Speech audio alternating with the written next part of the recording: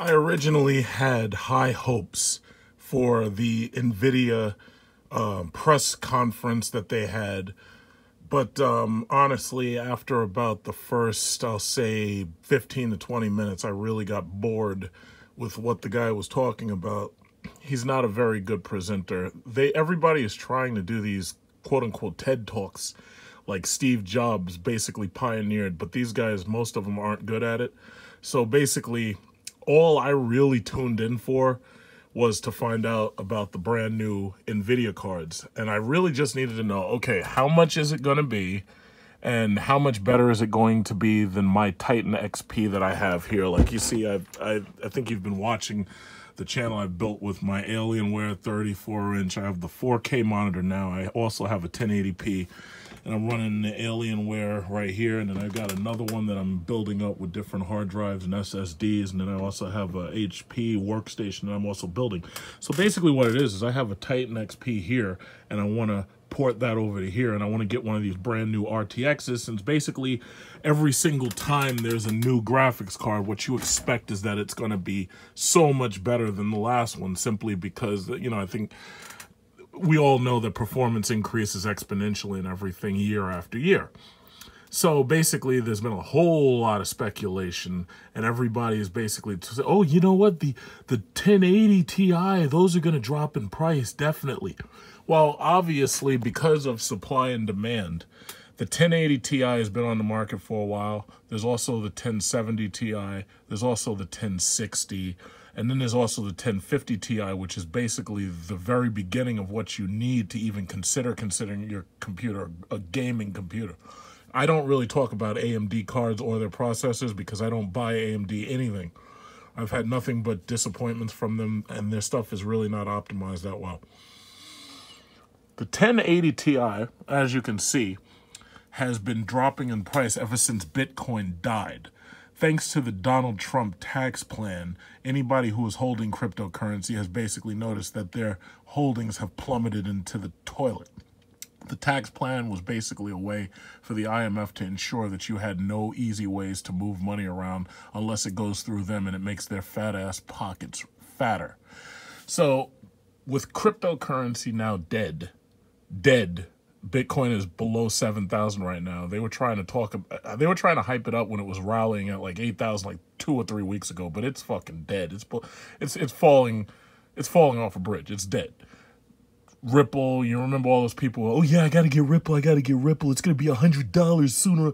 Ripple's less than fucking 40 cents right now on August 20th, 2018, and it ain't never coming back.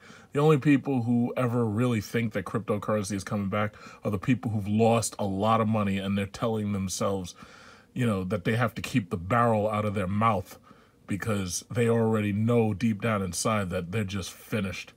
But let me not stray too far. 1080 Ti's are dropping in price. Gigabyte, as you can see, you're knocking $120 off of this thing from $800. Like, I was looking at these prices all for the last 2 weeks, and basically a 1080 Ti was basically about $800, probably $899, depending upon what company was making it, right? As you can see, the EVGA 1080 Ti FTW3, as you can see, $130 just knocked right off of there. Then you keep going. Now, this is Micro Center, by the way, microcenter.com. As you can see, you're knocking $40 off of a Strix. I don't buy shit from Asus. I know some of you may like that ROG, Republic of Gamers garbage from Asus. And then there's also Acer out there with their Predator. I don't want none of their shit. If I'm going to pick a company for gaming, it's like, as you can see, you see that alien right there? That's who I picked. So, and you also know, like, I paid $230 for these fucking Pro headphones. These things are awesome. And, you know, I use them every now and then when I really feel like using them. But I also have a Eclipse Pro Media 2.0 sound system. So usually I'm using the outside music instead of the headphones. So, yeah, that's right. I pick sides. And when I pick sides, I bet on winners. Asus, yeah, that one dropped $40. As you can see, $120 off for the EVGA. Most of the EVGA models have dropped $100 and something, which also signals the market to stop dropping their other cards that are on the market. Like this 1080 Ti right here, the Extreme Edition 11 gigabyte. $190 off. So as you can see, the going rate for one of these things has fallen below $800. Now, what I will say before I talk about those RTXs real quick is that the best type of card that you can get, like let's say you're in the market right now and you're like, oh, geez, should I get a 1080 Ti or should I just get the new one? Bottom line is you really should get the new one, but if you can't afford it, I would recommend that just like what I did, what you do is you get one of the ones that has the closed loop water cooling system in it. Because a lot of people, you know, when they run their 4K monitors under load, they'll notice that their computers get louder and they'll notice they get a lot warmer and they get hotter.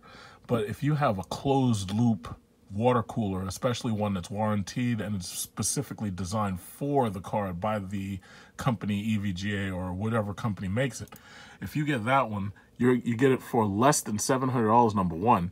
All you got to do is install that the water pump cooler with the fan radiator, and then you just put that card in, and as long as you have, like, say, an 800 watt power supply or whatever it demands, 800 watts is usually about what they demand. Sometimes it'll be like 700, 750, but as long as you have about an 800 watt power supply, you're good.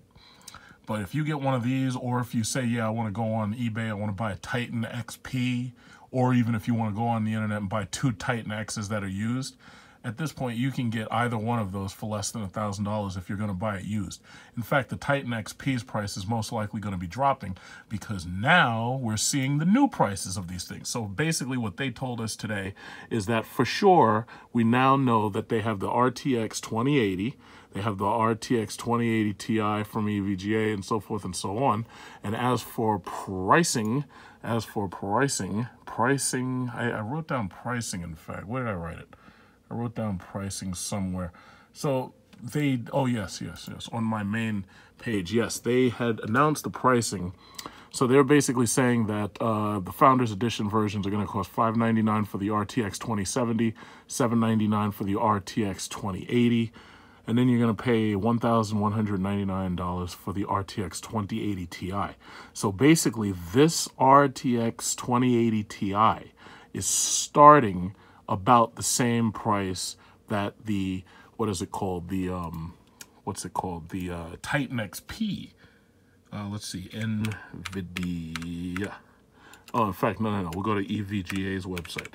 So basically, the Titan XP... The Titan XP, if you want to, like, say a Titan XP, you're basically paying roughly the same thing. But now, with RTX, you know, there's a whole lot of technical mumbo-jumbo that this guy talked about. It was extraordinarily boring.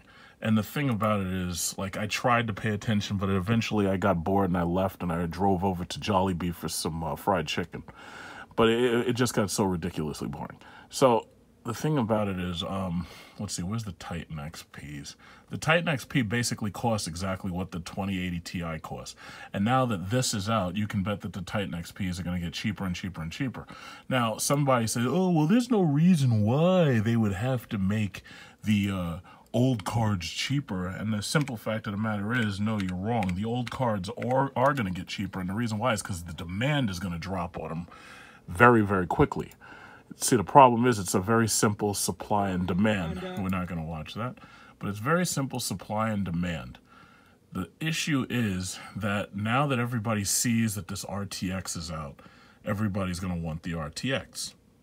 So that means that all of those 1080 Ti's, and there's a glut of them on the market, all of those things that they produced in anticipation for this Bitcoin mining craze to continue, those things are sitting on the market, and as you can see, they're slashing prices on them. And they're just, you know, they used to have a limit where they'd say, yeah, you can only buy 2 at a time. Believe me, you'll see eventually those limits, they're just going to get rid of those limits. However many you want, come and buy them. And the problem is, anybody who still is mining cryptocurrency, whatever few people that is, they're going to have to end up buying cards like this in order to be able to mine more efficiently and faster. You know, but I don't really think a lot of people are even going to bother with cryptocurrency anymore, because the thing about it is, now that the IRS has their nose in it, nobody really wants to do it anymore, you know, and that's ultimately the reason why Bitcoin is in the shitter right now. So we're talking about $1,199 for the 2080 Ti. I'm most likely going to get the 2080 Ti. Now, you have to pre-order it, and as you can see, there's a limit to per customer. That's the one I want because that's the closest to my Titans. I used to have the regular Titan, now I got the Titan XP, so that's definitely the one I want to get, and I'm just going to pay for it on a credit card. I know some of you little kids out there can't convince your parents to pay for shit like this, but my recommendation to you is get a job. And if I were you, get a job in science, technology, engineering, or math, otherwise you're going to be shining my shoes. So anyway, they also have the 2080, which is a reasonable $800. Now, this is actually kind of interesting because, as I just showed you, 1080 Ti's are currently being sold for less than $800. So if this is only $100 more than those 1080 Ti's that have lost $130 or $150 in value, then that means that this is going to be in direct competition with the sale of those. And most people are going to be like, you know what, let me buy the new one because they'll get more performance out of the 2080 as compared to the last one. There's the GTX, oh, I'm sorry, the RTX, I gotta start saying RTX 2070, which is gonna be $600. And as you know, they usually have a bridge for you to link multiple cards at the same time. Now, linking multiple cards at the same time, unless you're running a lot of monitors, is a waste of money, you know? A lot of people don't even understand SLI and Crossfire, and they think that just having more cards is better. But in most cases, you get diminishing returns, especially considering if the developers don't develop their games and software to take advantage of those cross-link cards, you know, then you're just wasting money. And that's just a simple truth. But basically, this is going to be the top of the heap. However, what does worry me is what happens if I buy this and they make a Titan model. Like, if they make a Titan model, I can't imagine how much more expensive it'll be. But typically, the Titan models are about $400 to $500 more than the TI model. But in this inflated market, there's no way to know. So, considering I'll be paying for this thing using one of my credit cards so I could get credit card points for frequent flyer miles, I'm not really worried how much it's going to cost. My only thing is I don't want to buy one and then a new one comes out and then I get stuck with the old one. I don't really want that because they're never going to allow you to turn these things back into the store. Some of the stores have very, very strict policies at this point about open box cards because of these goddamn coin miners. Before them, they used to never really bother you. They used to sometimes around here, they charge you like 15% restocking fee and that was like it. At this point, now they were like, nah, we're not taking it back, and that's it. They'll tell you up front, you know, you've been mining on this, forget it. Warranty canceled. So basically, as you can see, the entire claim to fame for this RTX, as much as they talked, as boring as this guy was, basically the entire claim to fame is supposedly the way that this card is going to deal with light. Is supposedly they're going to have more sophisticated shadows and they're going to have more sophisticated reflections and reflectivity, basically. So when the fire explodes on something nearby, it's not only going to light up one of the panels or the panels that are facing it, but on top of that, you're going to be able to see more of a reflection of the fire in the panels that are facing whatever exploded. Now, that guy spent all that time talking, and he bored the shit out of me. All he had to do was tell me, yes, the reason why you need to buy this is because now you're going to be able to see more shadows, you're going to be able to see better explosions with lots of lighting effects, and you need to hand us $1,200 in order for you to enjoy all that. Had he simply said it like that, I would have actually been very, very impressed.